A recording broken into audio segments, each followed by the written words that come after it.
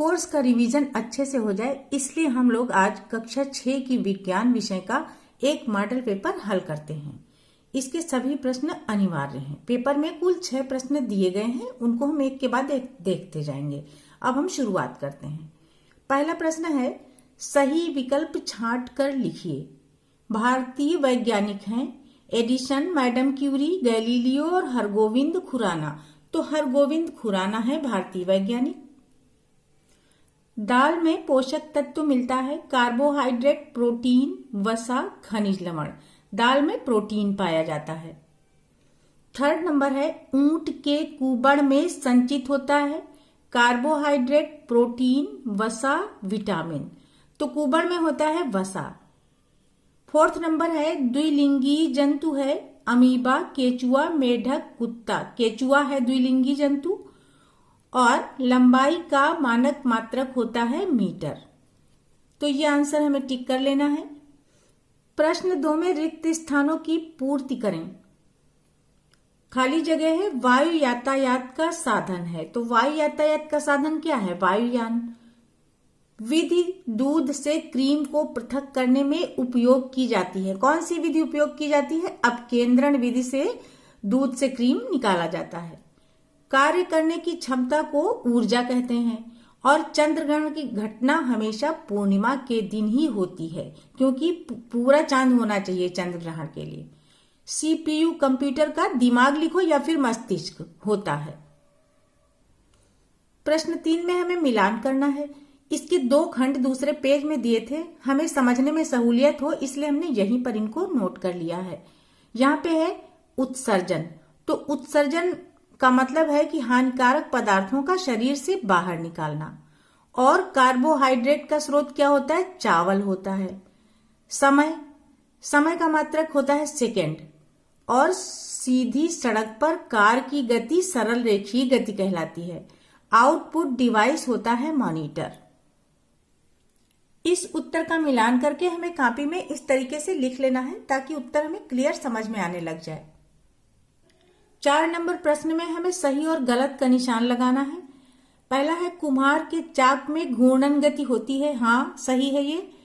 Printer computer का input यंत्र है। नहीं, इससे हमें आउटपुट डिवाइस है, इससे हमें प्रिंट पेपर मिलता है जो भी हम इनपुट में डालते हैं।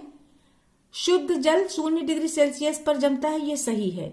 और ध्वनि ऊर्जा नहीं है, ये गलत है, क्योंकि ध्वनि एक ऊर्जा होती है।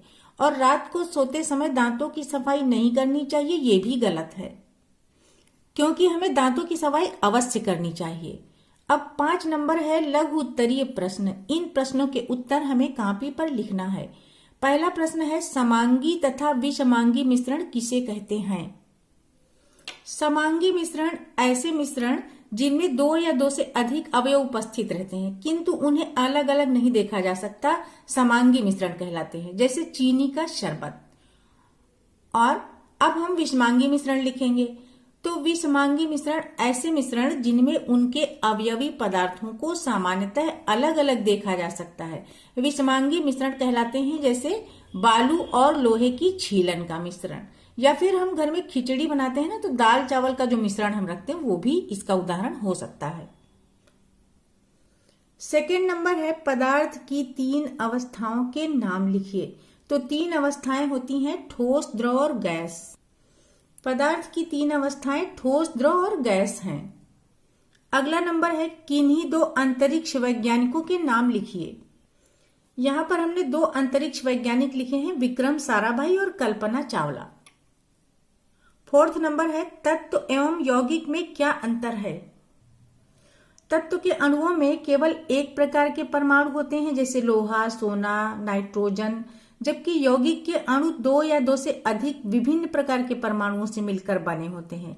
जैसे जल का एक अणु हाइड्रोजन के 2 तथा ऑक्सीजन के 1 परमाणु से मिलकर बना होता है, इसीलिए इसको हम H2O लिखते हैं। इसी का 5th पार्ट है, जल में घुलनशील विटामिन कौन से हैं? तो जल में घुलनशील विटामिन बी तथा सी हैं। 6ठा प्रश्न दीर्घ उत्तरी है। इसका पहला पार्ट है, संतुलित आहार किसे कहते हैं? संतुलित आहार न मिलने पर बच्चों में होने वाली किन्हीं 2 रोगों के नाम लिखिए। जिस आहार में सभी पोषक तत्व उचित मात्रा में उपस्थित होते हैं वही संतुलित आहार कहलाता है। और संतुलित आहार न मिलने पर बच्चों में होने वाले 2 रोग हैं, एक है मेरेस्मस और दूसरा है क्वाशिअर्कर। इन रोगों से ग्रस्त कमजोर व दुर्बल हो जाते हैं बच्चे, और त्वचा झुर्रीदार और बाल पतले हो जाते हैं। सेकंड है, पृथक्करण की किन्हीं 2 विधियों के बारे में विस्तार से लिखो। हम यहाँ पर अपनी इच्छा अनुसार पृथक्करण की कोई भी 2 विधियां लिख सकते हैं। यहाँ पर हमने एक लिखा है बीनना और दूसरी अपकेंद्रण। तो प्रायः दाल अथवा चावल में कुछ अनुपयोगी पदार्थ जैसे कंकड़, मिट्टी आदि मिले होते हैं, जिन्हें बीन कर पृथक कर दिया जाता है। इस प्रक्रिया को ही बीनना कहते हैं। और अगला है अपकेंद्रण। अपकेंद्रण में क्या होता है, इस विधि का प्रयोग दूध, दही से क्रीम व मक्खन को अलग करने के लिए किया जाता है। दूध या दही को बड़े बर्तन में लेकर मथनी से तेजी से घुमाया जाता है, जिससे क्रीम व मक्खन के कण ऊपर आ जाते हैं और तैरने लगते हैं। हल्के होने के कारण इस प्रक्रम को अपकेंद्रण कहते हैं। थर्ड नंबर है, कार्य किसे कहते हैं। कार्य तथा ऊर्जा में क्या संबंध है तथा कार्य का एसआई मात्रक भी लिखें। जिस क्रम में प्रश्न है उसी क्रम में हमें उत्तर भी देना है। पहले हम लिखेंगे कार्य किसे कहते हैं, फिर कार्य तथा ऊर्जा में संबंध लिखेंगे और अंत में कार्य का एसआई मात्रक। तो कार्य वह कारक है जो किसी वस्तु पर बल लगाकर उसको बल की दिशा में विस्थापित कर देता है। और कार्य तथा ऊर्जा में संबंध, वस्तु पर किया गया कार्य उस वस्तु में ऊर्जा के रूप में संचित होता है और ऊर्जा युक्त वस्तु कार्य करने में सक्षम होती है। कार्य का एसआई मात्रक जूल होता है।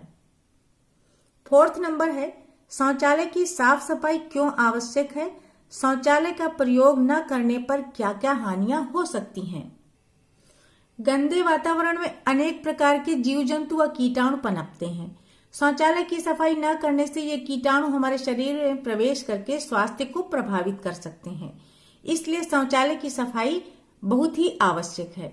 और शौचालय का प्रयोग न करने से ये हानियां हो सकती हैं, जिनमें से पहली है जल स्रोतों में संक्रमण हो सकता है।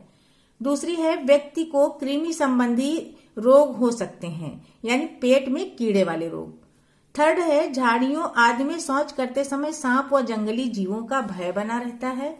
और अंतिम है, खुले में शौच जाना असुविधाजनक और असुरक्षित भी है।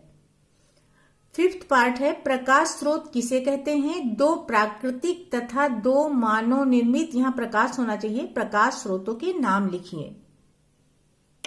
पहले हम प्रकाश स्रोत लिखेंगे। जिन साधनों से हमें प्रकाश ऊर्जा प्राप्त होती है उन्हें प्रकाश स्रोत कहते हैं। और प्राकृतिक प्रकाश स्रोत में हमने तारे और जुगनू लिखे हैं। और मानव निर्मित प्रकाश स्रोत में बल्ब और टार्च। इनमें अपनी इच्छानुसार आप कुछ चेंज भी कर सकते हैं। Thank you.